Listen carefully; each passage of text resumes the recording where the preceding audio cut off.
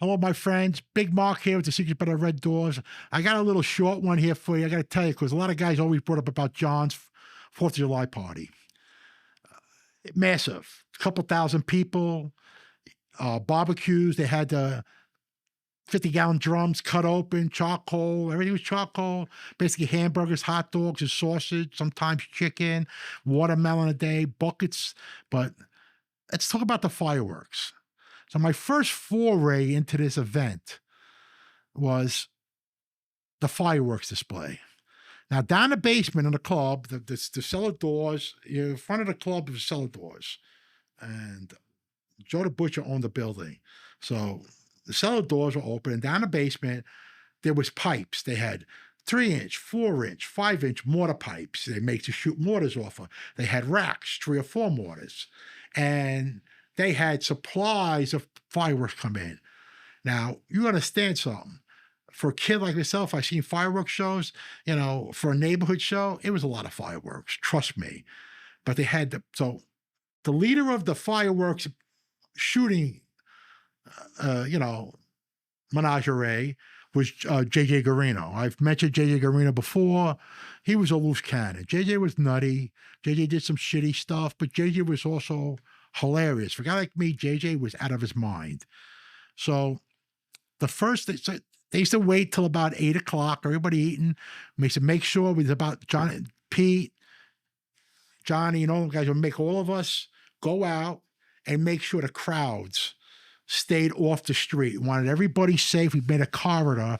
So 101st Avenue was, so everybody was on a sidewalk and around across from 98th Street and down by the trestle. You couldn't go on 101st Avenue on that block for safety reasons because they shot a lot of fireworks.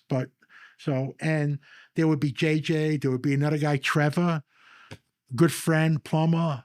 Trevor was tough guy. He was a Marine, fought in Vietnam. Interesting guy, Trevor, but a nice guy, sweetheart.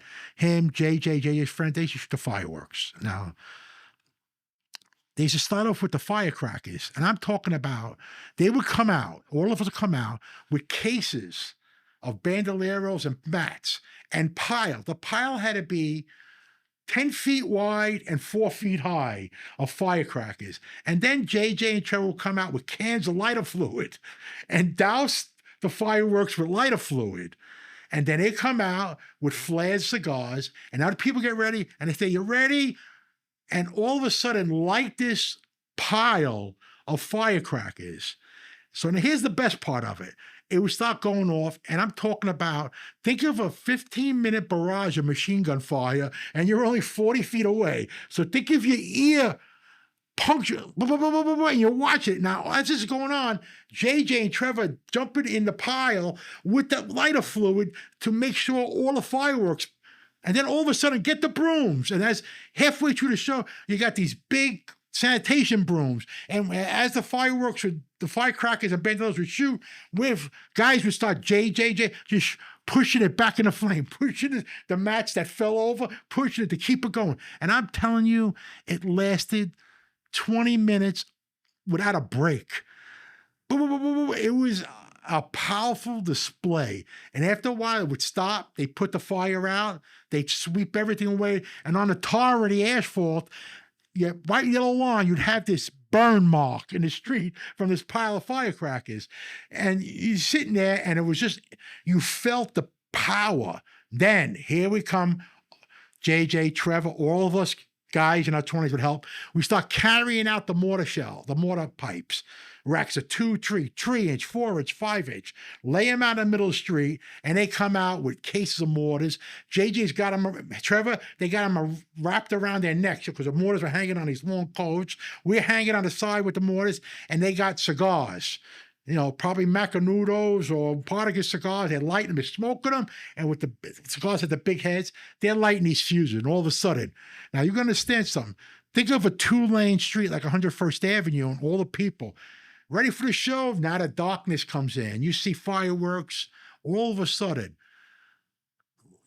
light, ready, 5, 6 guys with cigars in a row. And you hear, think about if you watch a war picture, the mortars, they're doing, boom, boom, boom, boom, boom. They go up in the air, a couple thousand feet, and burst these big showers. And this went on nonstop for an hour. Boom, boom, and light up the sky. People, it was a show second to none. But while this is going on, you got 8 or 9 younger guys, teenagers, and even us, they're shooting cakes of, reports, like fountains down the restaurant. So it's lighting up the street, but the water's going off. It was an impressive scene. There's a lot of fireworks. And I'm telling you right now, in that whole venture that we shot on 101st Avenue for how many years, even before I got there, nobody got hurt. It was sealed off. They closed off the street. They policed it. It was an amazing way to do things. It wasn't cowboy style. Unfortunately, the last one, Giuliani's people chased them on the roof, and they had no choice. They wanted to do a show for John and the fans and the people in the neighborhood, and somebody got hurt from it. But for all them years, it was an amazing sight of fireworks, and all that money was donated from all the guys, some union guys, from John matched it. Think about it. Think about this 7-foot flame of sparks going off, and JJ and Trevor sweeping it, like dancing in the fire. Crazy. They were dancing in the fire. It was hilarious. But that was the story I want to tell you about that fireworks show. Not about the food. I mean, I've caught people, they were having parties by their houses 2 blocks away. They come get 5 or 6 trays of burgers and hot dogs and sausages, grab a couple beers, and walk to 96th Street, sit on their stoop with their family with a table and have a barbecue that we cooked on 98th Street. It's amazing to watch, but nobody said nothing. You want it? Fine. But come on, we're having a party here, stay here. But that was, John would sit there, stand outside the doorway of the club with a smile like a kid and watching the fireworks, watching the fun, smoking a cigar, probably having a drink. Everybody standing around him, the people eating, watching the people eat. It was just talking. Different guys were coming from different neighborhoods. It was a great event. It was special to him. It was special to the neighborhood. And, politicians and idiots, I call them idiots because the truth to them came out later on in life, what low lives they are, stopped this and almost got somebody hurt because the cops didn't care because they never had a problem. That was a time, and something that you'll never get back. And nobody had a show like this. And it was great and something I wish you'd seen. You can't see it on film. You had to be there. Something interesting. That was the 4th of July party. That was close to John's heart too. He loved watching the kids and the people have fun and fed them all. Thousands of them.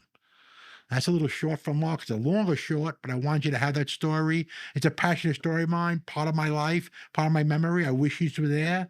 I hope I took you there a little bit to show it to you. Talk to you soon. Stay well and God bless.